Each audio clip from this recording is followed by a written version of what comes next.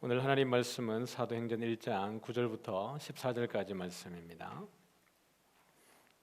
사도행전 1장 9절부터 14절까지 말씀을 한 절씩 교독하겠습니다. 제가 9절 읽겠습니다. 이 말씀을 마치시고 그들이 보는 데 올려져 갔으니 구름이 그를 가려 보이지 않게 하더라.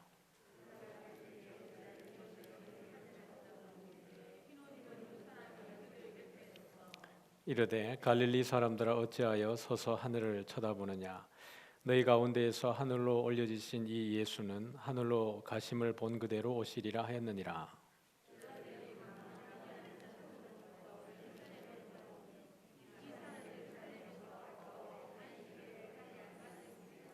들어가 그들이 유하는 다락방으로 올라가니 베드로, 요한, 야고보, 안드레와 빌립, 도마와 바돌로메, 마테와 및 알페오의 아들 야고보, 슬로신 시몬, 야고보의 아들 유다가 다 거기 있어 예수의 어머니 마리아와 예수의 아우들과 더불어 마음을 같이하여 오로지 기도에 힘쓰더라. 아멘.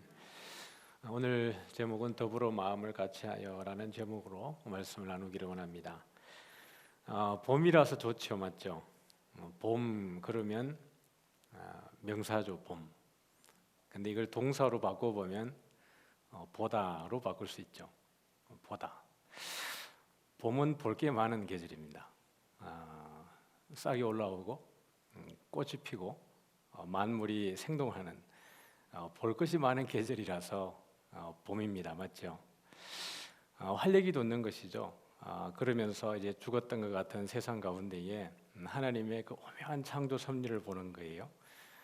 여러분 안에도 하나님의 일하시는 그 성장과 변화가 보여지는 은혜가 있어지기를 주의 이름으로 축복합니다. 여러분을 잘 보십시오. 이 봄에 여러분 안에 어떤 변화들이 일어나고 있는가? 내 속에도 꽃이 피고 싹이 나고 성장하고 있는가? 이런 모습들을 보았으면 좋겠습니다. 작년에 제가 그 고구마 하나를 이렇게 물에 담가놨어요.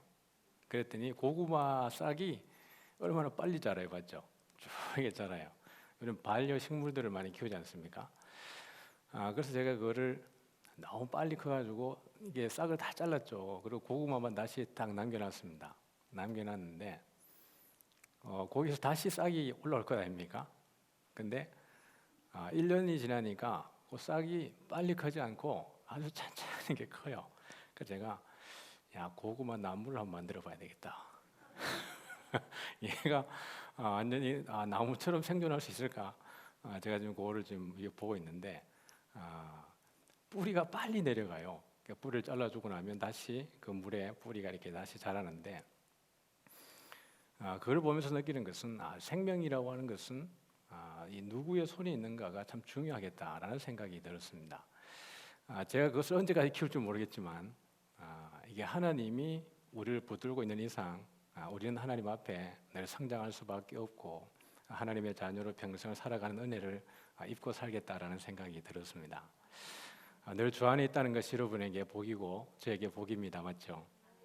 예수님께서 부활하셔서 오늘 찬양의 모든 선곡들이 그리스도의 죽으심과 부활에 대한 찬양이 오늘 준비가 된 것 같습니다. 오늘 이 사도행전을 보면서 이 본문도 사실은 동일한 내용이죠. 주님께서 부활하셔서 40일 동안 제자들과 함께 지내시다가 지난주 우리 8절에 보니까 뭐죠? 오직 성령이 너희에게 임하시면 너희가 권능을 받고 예루살렘과 온 유대와 사마리아와 땅 끝까지 이르러 내 증인이 되리라 하시니라. 그렇게 하시고 이 말씀을 마치시고 그들이 보는데 올려져 가시니 이렇게 된 거예요. 우리가 이제 전도가 우리 교회가 참 힘있게 이렇게 많은 성도님들이 동참해 주셔서 참 감사해요. 이번에도 이제 화요일 날 저희 팀들은 뭐 팀이 따로 있는 건 아닌데 스포원에 가서 이제 전도를 합니다. 이번 주에 나갔더니 어제 갔더니 그 한쪽에 이제 장애인 단체가 와서 이게 야외 활동을 거기도 오랜만에 하는 것 같아요. 가서 이제 전도하고 전도지 나눠드리고 휴지 나눠드렸는데 이사교회가 워낙 이제 소문이 잘 나 있다 보니까 그 전도지를 받는 분들도 기분 좋게 받으시고 나눠드릴 때도 기분이 좋고 또 그분들이 하시는 이야기가 내 아는 언니가 이사학교에 다닌다 그러니까 더 용기가 나고 또 이제 한 정자 그쪽에 갔더니 아주머니 네 분이 앉아가지고 이제 도시락 가지고 이제 산책을 나온 것 같아요. 소풍을 나오신 것 같아요. 그 이제 전도지를 나눠드렸더니 갈 때부터 이게 화색이 돌아요 그분들이. 제가 젊어서 그런지. 근데 이제 가서 이사학교에서 왔습니다 그랬더니 그 앉아 계신 분이 제 권사예요 그래요. 맞은편에 앉아 있는 거 뭐 권사라 그러니까 그 권사라는 분이 그 맞은편에 그 말하신 분에게 야 너 이사학교에 가, 너 바로 이사학교에 바로 옆이잖아 그래가지고 또 그분에게 이사학교에 가라 그러셨어요. 이게 전도 나가면서 거절감도 많이 있습니다. 이렇게 외면하고 소외하고 거절감도 있지만 그런 소소한 즐거움도 있고 감동도 있는 것 같아요. 한번 전화 왔습니다. 지난주에 요즘에 그 뭐 보험이라든지 막 이렇게 그런 전화들이 많이 오지 않습니까? 그러면 대부분 여러분 안 받죠. 저도 잘 안 받는데 어쩌다 이게 받아졌는데 제가 그런 전화를 잘 못 끊습니다. 이걸 자꾸 이제 그리고 그런 분들 전화를 잘 안 끊지 않습니까? 끊을 타이밍을 안 주잖아요. 내가 어느 타이밍에 끊을지 모르니까 계속 들고 있는데 한 8분 정도 들었습니다. 8분 정도 듣다가 제가 교회 다니세요? 라고 물어봤어요. 그분에게. 갑자기 그걸 듣다가 전도해야 되겠다는 생각이 들었어요. 그래가지고 제가 교회 다니세요? 그랬더니 이분이 깜짝 놀란 거죠. 너무 당황스럽잖아요. 지금 영업하고 있는데 교회 다니세요? 그러니까 이분이 말이 이제 잠깐 이제 주춤하더니 본인이 이제 지금 자기도 영업했으니까 저도 영업을 좀 해야 될 거 아닙니까? 네. 그래서 제가 교회 다니세요? 그랬더니 예 그래요. 그래서 이제 어디 나가십니까? 그랬더니 동네 교회 나간다는 거예요. 물어보니까 이제 교회를 잘 안 나가는 것 같아요. 그 동네가 어디요? 그랬더니 김포라는 거예요.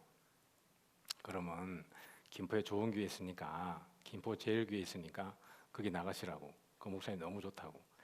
그래서 제가 전도하고 끊었습니다. 전도하고 저는 보험 지금 필요 없고 그냥 이렇게 살다가 갈 테니까 일단은 예수 믿으시라고 교회 나가시라고. 그리고 제가 이제 김포교회 제일교회 전화해가지고 그 목사님한테 형님 나 한 명 전도했으니까 혹시 오면 그렇게 해서 온 거라고 잘 받아주라고 이제 그렇게 얘기했는데 전도를 하면서 하나님이 그런 지혜를 주는 것 같아요. 뭐 전들 그런 걸 한번 생각을 해봤겠습니까? 전혀 생각하지 않고 있다가 그 전화를 받는 가운데에 전도해야 되겠다 이런 생각이 났어요. 하나님이 주는 지혜인 것 같아요. 예수님이 가시면서 마지막 남기신 메시지가 증인이다라는 거예요. 무슨 증인이 되냐 그러면 예수가 그리스도라는 것, 하나님의 나라가 있다라는 것, 우리가 죽고 나면 반드시 천국에 간다라는 것에 대한 그 하나님의 나라의 비밀을 예수님께서 알려주시고 그것에 대한 증인으로 우리에게 말씀을 하신 것이죠. 그렇게 하고 난 이후에 예수님이 올라가시는데 여러 측면에서 한번 생각을 해봤습니다. 올라가시는 예수님의 마음은 어떠할까? 부활하셔서 바로 가지 않고 40일 동안 제자들과 이렇게 다니시면서 얼마나 신신당부했을까요? 그리고 잊지 말라고 분명히 필요한 메시지를 얼마나 많이 말씀하셨을까요? 그리고 난 이후에 올라가시는 예수님의 마음은 어떠하셨을까? 그런 생각이 들었고 예수님을 따라다니면서 어떻게 보면 자기의 생업을 다 버리고 예수님을 쫓아오는 사람들 아닙니까? 그들 입장에서 올라가시는 예수님 바라보면서 이들은 어떤 마음이 들었을까? 이런 생각이 하나 들었고요. 예수님을 십자가에 못 박았던 사람들은 도대체 어떤 마음이었을까? 대제사장이나 바리새인이나 서기관들, 장로들 이들 입장에서 그리스도께서 예수님이 하늘로 올라가시는 모습을 직접 봤을 수도 있고 왜냐하면 그 감람산이 멀지 않으니까요. 그리고 사람들이 지금 모여가지고 뭐 하고 있다 그래요? 야 지금 우리 예수님 주님이 하늘로 올라간대라고 하면 여러분 소문이 나지 않았겠습니까? 1992년도 몇 월 며칠입니까? 다 알죠. 10월 28일 다미성교회 예수님 재림한다 그래가지고 그 난리가 났지 않습니까? TV에 뉴스에 그때 생중계였습니다. 맞죠? 제가 신학교 1학년 때였습니다. 기숙사에서 모든 신학생들이 그 현장을 뉴스를 보고 있었습니다. 주님 그때 안 오실 걸 다 기대하면서. 근데 그 사람들은 그 온다라고 하니까 전 세계가 다 거기 이목이 집중되지 않습니까? 예수님이 승천한다 그랬을 때 아무도 모르게 살며시 그들 앞에서만 승천하신 게 아니라 모든 사람들이 볼 수 있는 상황 속에서 승천하신 거예요.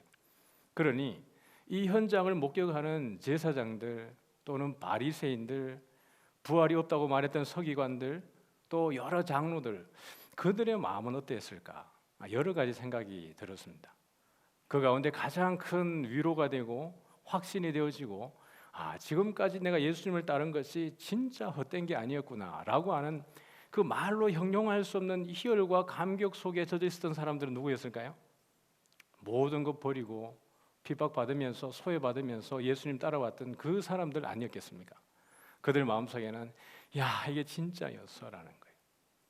모든 사람들이 이단이라고 생각하고 저것을 따라다녔다가는 인생을 완전히 망친다라고 생각하고 완전히 멸시했던 사람들은 두려움과 공포에 떨었지 않겠습니까? 여기 보니까 그렇게 이야기해요. 10절에 보니까 올라가실 때 제자들이 자세히 하늘을 쳐다보고 있는데 누가 보여요? 흰옷 입은 두 사람이 그들 곁에 섰습니다. 흰옷 입은 두 사람은 언제도 등장을 했어요? 예수님 부활하셨을 때 무덤가에 앉아 있었던 천사가 그 두 천사였습니다. 흰옷 입고 있었죠. 그 무덤을 지키던 경비병들이 그걸 보고 깜짝 놀라서 죽은 사람처럼 되었다고 이야기를 했습니다. 그걸 보면 오늘 이 현상은 실질적으로 그들에게 보여졌다라는 것입니다. 근데 그들을 예수님 올라가시면서 무엇이 그들을 가리웠습니까?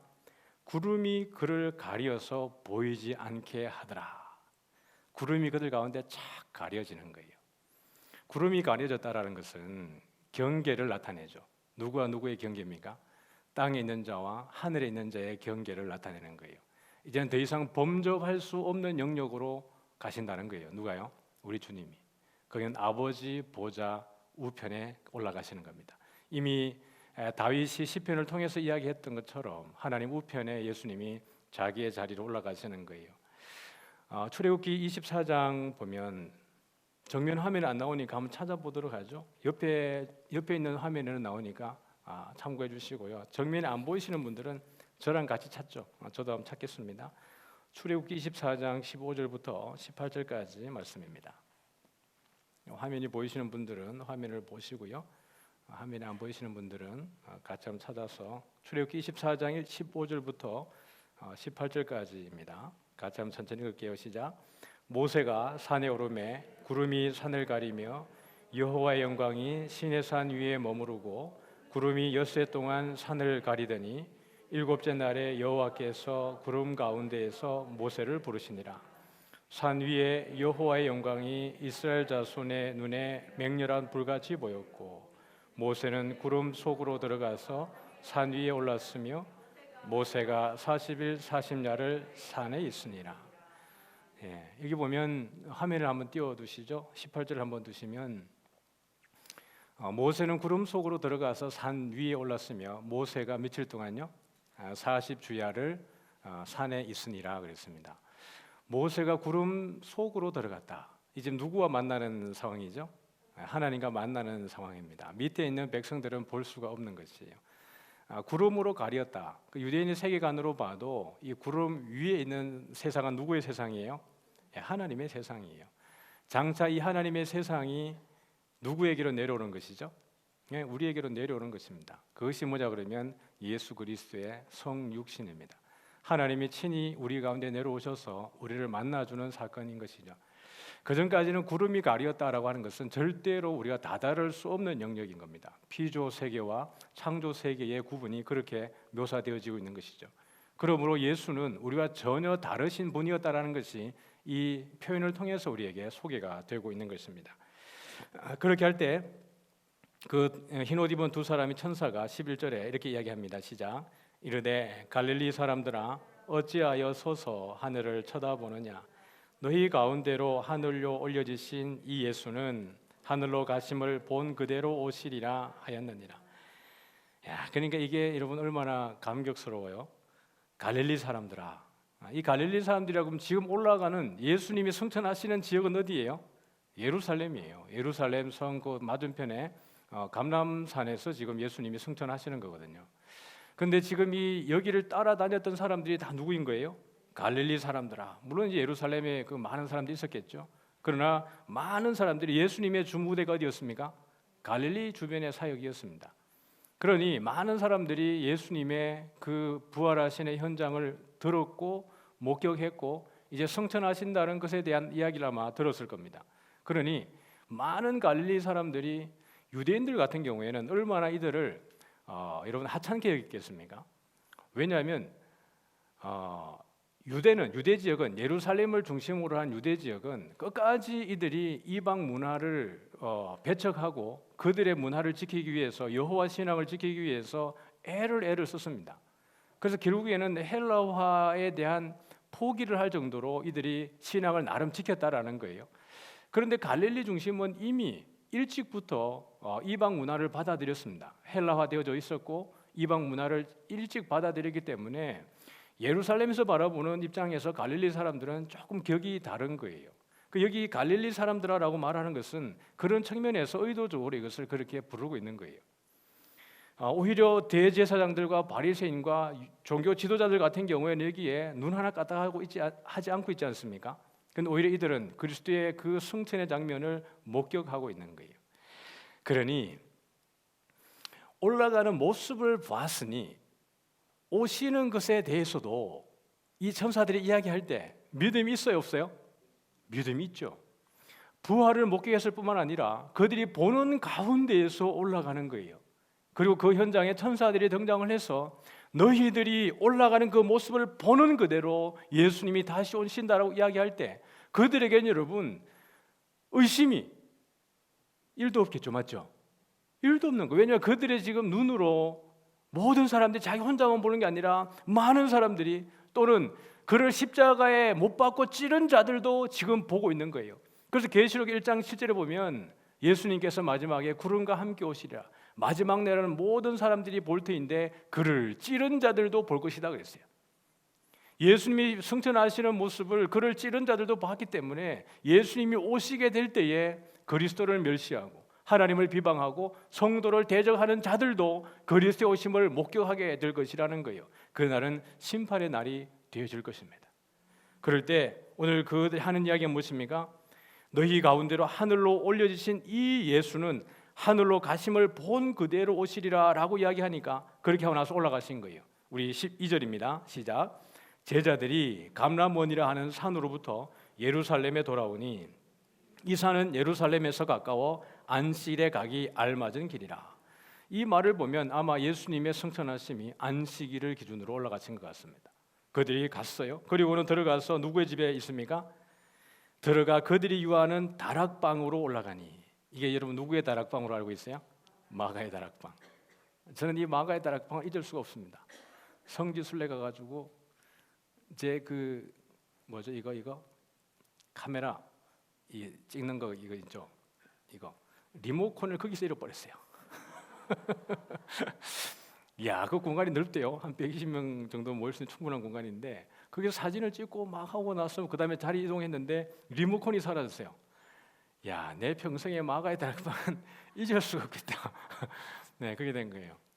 거기에서 이 지금 사람들이 모여가지고 계속해서 뭐 하고 있습니까? 기도하고 있어요. 15절 같이 한번 보면 오늘 본문 15절입니다. 시작. 모인 무리의 수가 약 120명이나 되더라. 그때에 베드로가 그 형제들 가운데 일어서서, 그러니까 여기에 마가의 다락방에 모일 수 있는 무리가 얼마나 좋게 된다는 거죠? 120명은 좋게 된다라는 거예요. 그러니까 충분한 그런 공간이 되는 것 같아요. 거기에 모여서 이들이 했던 것이 무엇입니까? 14절인데요. 같이 읽겠습니다. 시작. 여자들과 예수의 어머니 마리아와 예수의 아우들과 더불어 마음을 같이하여 오로지 기도에 힘쓰더라. 여자들과 예수의 어머니 마리아와 예수의 아우들과, 여기 보면 이제 우리가 눈여겨봐야 되는 것이 누구까지 모인 거예요?